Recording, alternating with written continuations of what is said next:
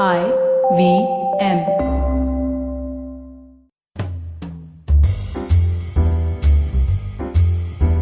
Welcome to Absolutely Right.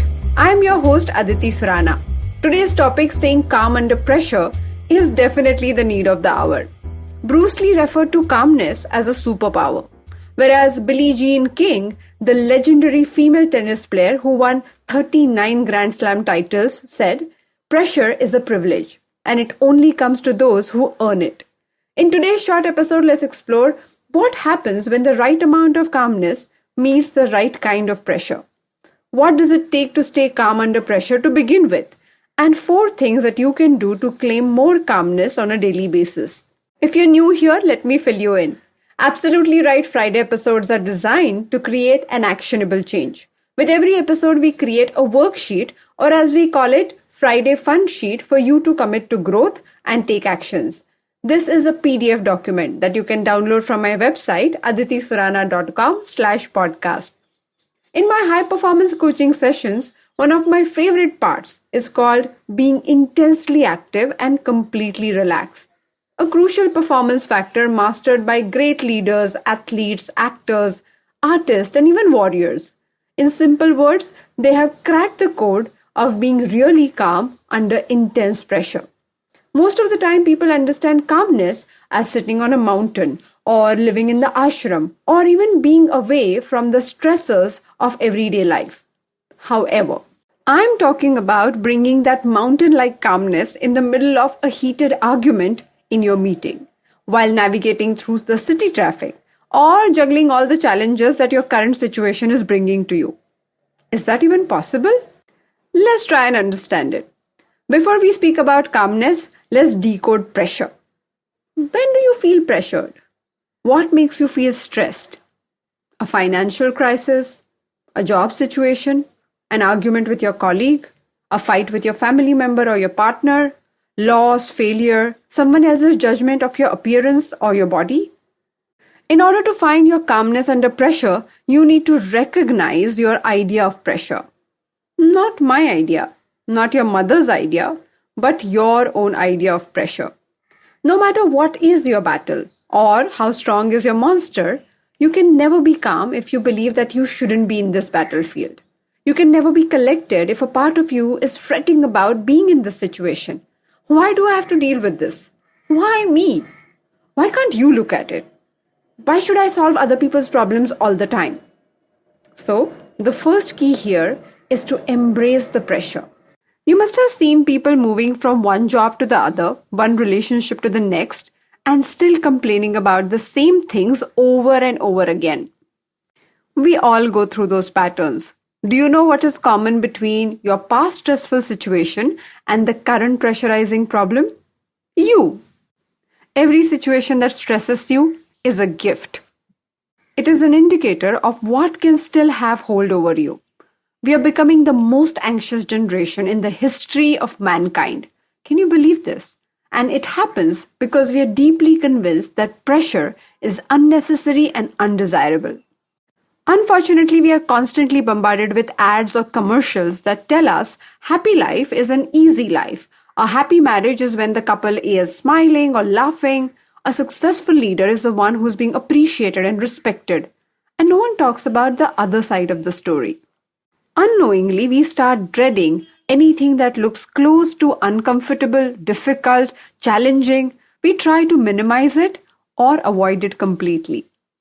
Now, by embracing the pressure, you actually start asking different kind of questions. Okay, now that I'm here, how do I solve this? What is the best possible solution here? Second key, pressure is inversely proportional to your skill set. Remember the first day of being behind the wheel? Driving was so pressurizing. Remember the first time you spoke on the stage? You were clueless about what to do with your hands and how to pause and how to remember the lines. Or the first day of your job and how you kept checking on things over and over again. If necessity is the mother of invention, then pressure is the mother of performance. By avoiding pressure, you're actually avoiding your own performance, your growth, and your confidence. Yes, it is pressurizing to work in a high-risk job, run a business, raise a child, be in a marriage, work in a team, run a marathon, or fight a battle. Yes, it is. But we all grow when we go through this grind. We all technically grow through this grind. Third key, pressure shows you the mirror. No matter what you think about your confidence, performance, or abilities, pressurizing situations actually hold the mirror for you to see the truth. People may lie to you, friends may be polite, opponents may exaggerate your mistakes. But what you feel and do under pressure tells you exactly how capable you are to do the job or to deliver on the promises that you have made or even change what you need to change to up your game. I know every pressurizing situation is not this meaningful. Some things are genuinely irritating and annoying. But who said staying calm under pressure only means winning the battles or dealing with the pressures on the field? Who said it is not about things that are leading to the battle? 5 times world champion basketball player Kobe Bryant said, "I'll do whatever it takes to win the game, whether it is sitting on a bench and waving a towel, handing a cup of water to my teammate, or hitting a game-winning shot." Many of your inquiries and conversations are about pressure and stress that the situations are causing you.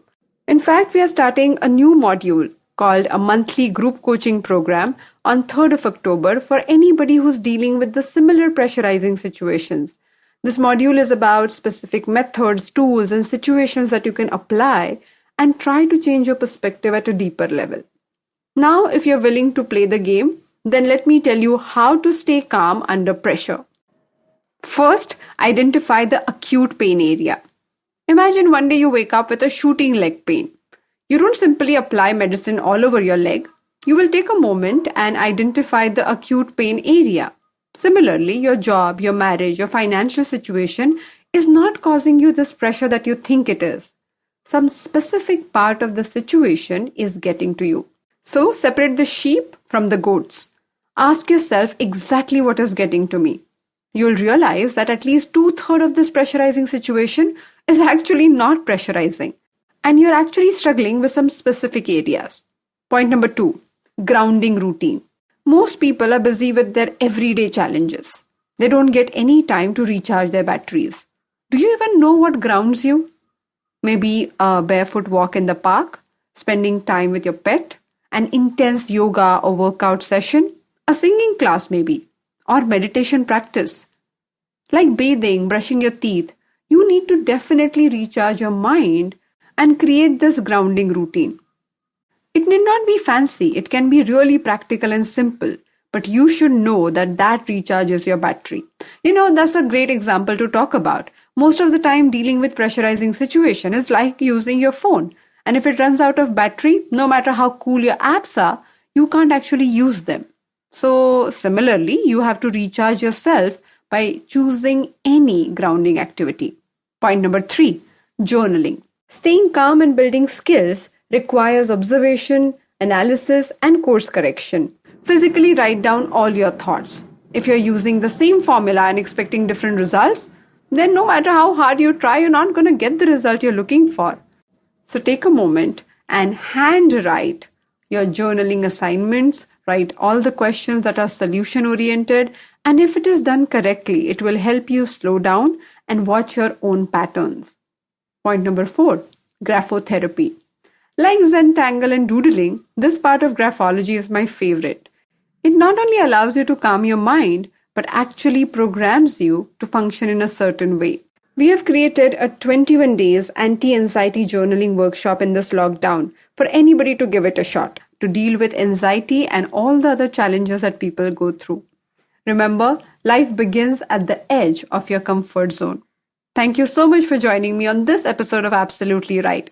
Please share this episode with someone who is struggling to be calm and deal with their situation. Share your experience and send your questions to me on my Instagram handle at Aditi Surana. And to know more about my work with individuals and organizations, you can visit the website aditisurana.com. If you like this podcast, then don't forget to check out other interesting podcasts on the IVM network. You can listen to us on the IVM Podcast app or ivmpodcast.com. You can also follow us on our social media. We are at IVM Podcast on Twitter and Instagram. Let's connect on Wednesday. Till then, happy writing! I hope you enjoyed that show. I'd like to thank our sponsors this week, Intel. It's been a great week on the network this week. If you haven't been paying attention, please do listen to some of the shows. We had Chetan Bhagat. This was the first returning guest on Cyrus Says. Do check that out. Great episode. We had Palak Zatakia on Advertising is Dead. Really interesting conversation was had with Varun. We had another crossover on the habit codes. Zarina Poonawala showed up over there to have a discussion with Ashton about anxiety and pressure. Begin the Journey with Ashish Vidyarthi continues to kill it. Please definitely do check it out. An old friend, Vijay Koshi, was on Storytellers and Storysellers. Do check that out as well. And I'd like to mention one thing. If you're a Tamil speaker, you should definitely check out our podcast, Kadai Podcast Punyan Selvan. Kavita Jiva has done a fantastic job to finish up her first story. It is the last episode which just came out last Monday. Do check it out if you speak Tamil. It is an incredible achievement. Please do check that out. And with that, hope to see you again next week. Hi, I'm Satyajit. Hi, I'm Racheta. We are from the Open Library Project and we host a podcast called Paperback. Paperback is a podcast where we engage with stalwarts and experts from various industries, suggesting non-fiction titles that contributed to their journey in a big way. We've had guests like Anjali Raina, Dr. Marcus Rani, Dr. Swati Lodha, Ambi Parmeswaran, Apurva Damani, and many more on our show Paperback. Find new episodes every Wednesday on IVM Podcast app, website, or wherever you listen to podcasts.